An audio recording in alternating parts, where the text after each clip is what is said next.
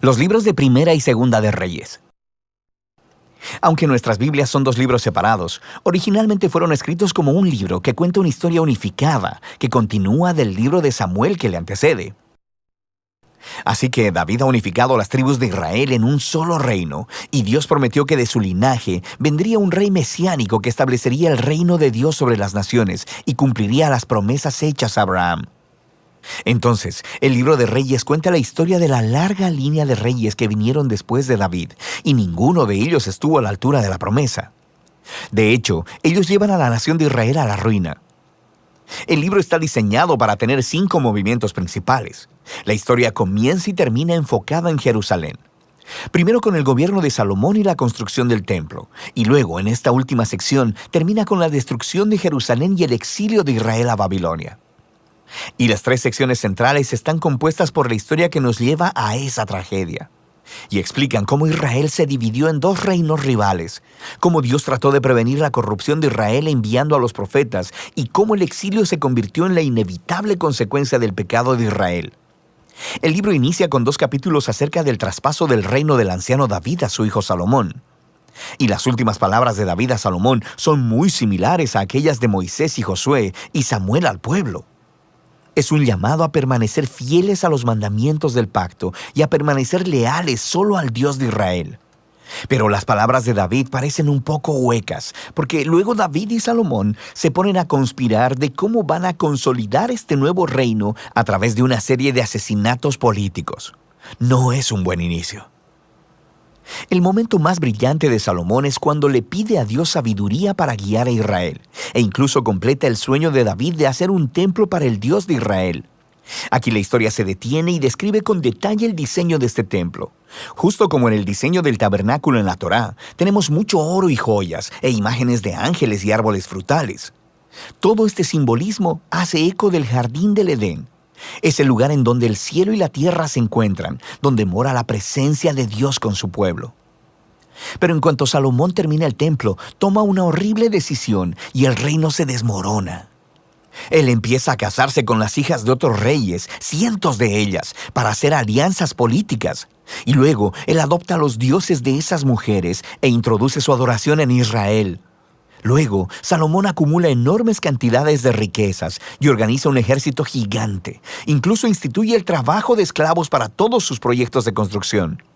Si miras en la Torá y revisas las reglas para los reyes de Israel en Deuteronomio 17, verás que Salomón está rompiendo cada una de ellas.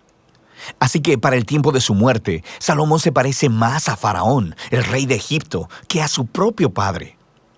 La siguiente sección inicia con el hijo de Salomón, Roboam, actuando justo como su padre. Es una historia muy triste de ambición y hambre de poder. Él trata de subir los impuestos para el trabajo de los esclavos, y bajo el liderazgo de Jeroboam, las tribus del norte rechazan esto, se rebelan y se separan para formar su propio reino rival. Y ahora en la historia tienes al reino del sur, Judá, centrado en Jerusalén con reyes del linaje de David. Y ahora también este nuevo reino del norte llamado Israel, cuya capital eventualmente será Samaria. Además, Jeroboam construye 2 templos para competir con el templo de Salomón en el sur. Pone en cada uno un becerro de oro para representar al Dios de Israel. La conexión con Éxodo 32 y el becerro de oro es bastante explícita.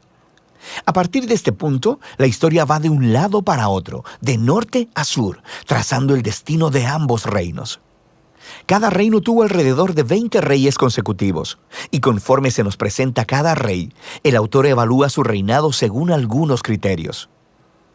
¿Adoraban solo al Dios de Israel o promovían la adoración a otros dioses? ¿Lidiaron con la idolatría entre el pueblo y permanecieron fieles al pacto como David o se volvieron corruptos e injustos? Y de acuerdo a estos criterios, el autor no encuentra reyes buenos en el reino del norte, 0 de 20.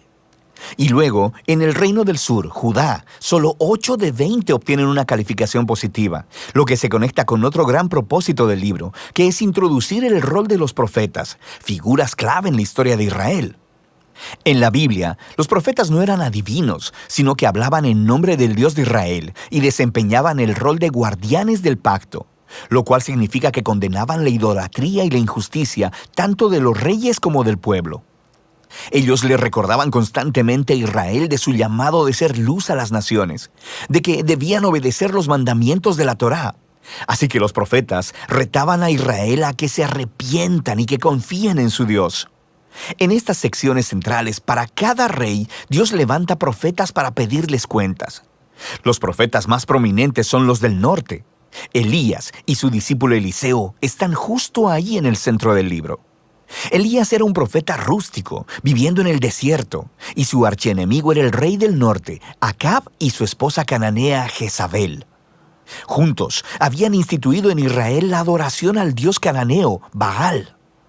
Así que en una famosa historia, Elías retó a 450 profetas de Baal a una contienda para ver cuál dios era el real. Así que ambos construyeron altares y oraron a sus dioses, pero solo el Dios de Israel respondió con fuego. Después de esto, Acab utiliza su poder real para asesinar a un agricultor israelita y robar el viñedo de su familia. Y Elías confronta una vez más la injusticia de Acab y anuncia la decadencia de su descendencia. Elías eventualmente pasa el manto de su liderazgo profético a un joven discípulo llamado Eliseo, quien pide 2 veces la autoridad de Elías. Y lo que es fascinante es que el autor, que ha contado 7 obras milagrosas de Elías, luego ofrece historias de 14 actos de poder de Eliseo. Ambos profetas fueron claramente hombres extraordinarios y jugaron el mismo rol: confrontar a los reyes de Israel por la idolatría y la injusticia. Y en último término, no tuvieron éxito en hacer que Israel se aparte de la apostasía. En la siguiente sección, el reino del norte es sacudido por una revolución sangrienta iniciada por un hombre llamado Jehú, quien destruye a la familia de Acab. Aunque Jehú fue inicialmente comisionado por Dios, su violencia se sale de control y crea una espiral de asesinatos políticos y rebeliones de los que Israel jamás se recuperó. Después de Jehú, tenemos golpe tras golpe, y cada rey sigue a otros dioses y permite injusticias horribles. Todo nos lleva a Segunda de Reyes, capítulo 17. El grande y malvado imperio de Asiria desciende y acaba con todo el reino del norte, y la ciudad capital, Samaria, es conquistada, y los israelitas son exiliados y esparcidos a través del mundo antiguo. Ahora, el capítulo 17 es clave. El autor detiene la historia y ofrece una reflexión profética de lo que acaba de suceder. Él culpa la caída del reino del norte a la idolatría y a la infidelidad al pacto de Israel y sus reyes. Y por tanto, Dios les ha hecho enfrentar las consecuencias de sus decisiones. El último movimiento del libro nos cuenta la historia del solitario reino del sur. Aquí conocemos a varios reyes muy heroicos, como Ezequías, quien confía en Dios cuando los ejércitos de Asiria tocan la puerta de Jerusalén. O Josías, quien descubre un rollo perdido de la Torá en el templo. Empieza a leerlo y es confrontado, e instituye reformas religiosas para quitar la idolatría y las influencias cananeas de la tierra. Pero Judá ya está demasiado arruinado. El rey que gobierna entre estos dos, Manasés, es por mucho el peor. Él no solo introduce la adoración de estatuas de ídolos en el templo de Jerusalén, también establece el sacrificio de niños. Así que Dios envía profetas para decirles que el tiempo se ha terminado. Israel ha alcanzado el punto sin retorno. Los últimos capítulos cuentan la historia del imperio babilónico, que viene a invadir Jerusalén, destruir el templo y llevar al pueblo y al linaje de David al exilio. Y así termina la historia, dejando que nos preguntemos: ¿ha terminado Dios con Israel? ¿Ha terminado con el linaje de David? Bueno, el párrafo final se proyecta alrededor de unos 40 años en el exilio y narra una historia muy extraña. Se trata de Joaquín, un descendiente de David, quien hubiera sido rey si hubiera estado en Jerusalén. Y el rey de Babilonia lo libera de la prisión y lo invita a comer en la mesa real por el resto de su vida, y ahí termina el libro.